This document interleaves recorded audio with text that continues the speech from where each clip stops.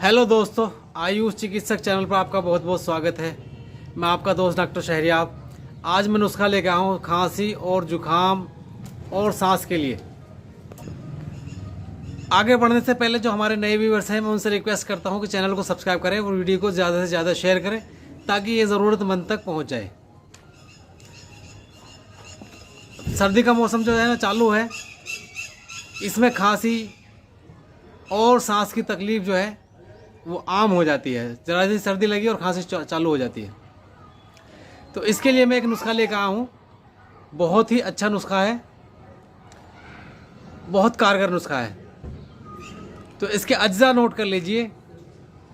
आपको लेना है काकड़ा सींगी 50 ग्राम, मुलेठी छिली हुई 25 ग्राम, काली मिर्च 25 ग्राम और जवाखार 12 ग्राम। इसका जो बनाने का तरीका है, इनको सभी को बारीक सफ़ूफ बना लें और या तो इसबगोल के लुआब में या पानी की मदद से इनको गूंद लें आटे की तरह, लुगदी सी बनाकर, और करीब चने के दाने के बराबर गोली बना लें। एक गोली सुबह, एक गोली शाम इस्तेमाल कराएं। कैसी भी खांसी है, बलगमी है, सूखी खांसी है, उसको ठीक करेगा। शुक्रिया।